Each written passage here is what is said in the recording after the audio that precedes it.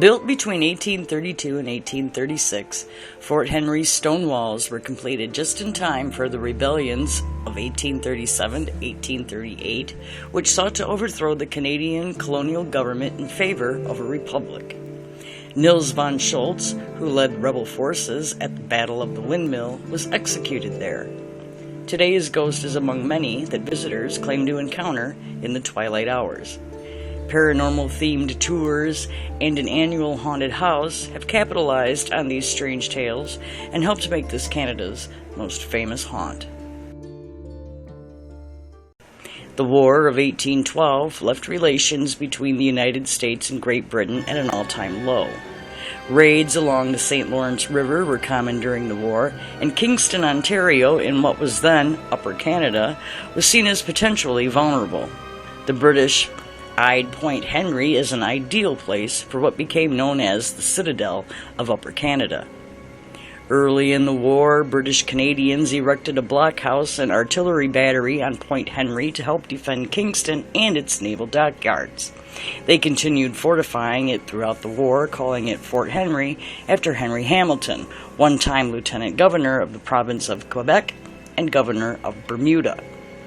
After the War of 1812, the British saw a need to strengthen their defenses around Kingston and Rideau Canal, which connects the Canadian capital to Lake Ontario and the St. Lawrence River.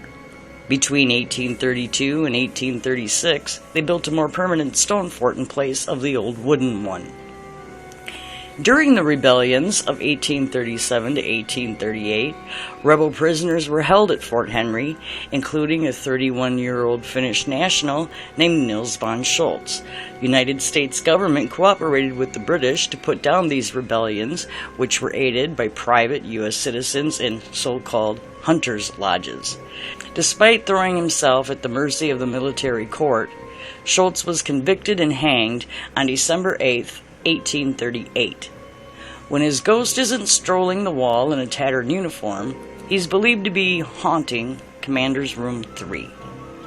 According to Glenn Shackleton, author of Ghosts of Kingston 2007 and proprietor of Kingston's Haunted Walks, some visitors have caught a glimpse of the wooden platform from which Schultz was hung on the northeast slope. The only problem is that structure hasn't stood at Fort Henry in over 180 years. British troops garrisoned the fort until 1870 when it was taken over by Canadian militia. Warming relations between the U.S. and the British Empire saw demilitarization of the St. Lawrence River, and Fort Henry fell out of use, except as a prisoner of war camp during World War I.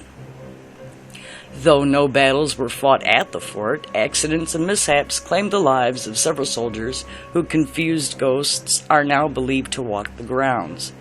One unfortunate artilleryman nicknamed John Gunner Smith was killed when the paper cartridge he was using to load a cannon prematurely exploded. Others accidentally fell to their deaths from the parapets into the 30-foot deep dry moat surrounding the fort.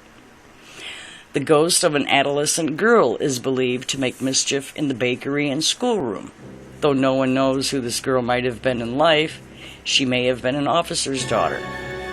Visitors report the door of these rooms slamming on their own, and pots and jugs falling from shelves without explanation.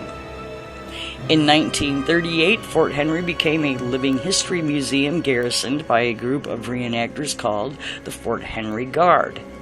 Today, the site is administered by Parks Canada and features tours, reenactments of military life and weapon demonstrations, and special events like haunted tours.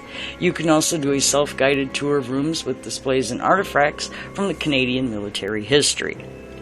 Fort Henry at 1 Fort Henry Drive in Kingston, Ontario is open May 18th through October 14th from 9:45 a.m. to 5 p.m.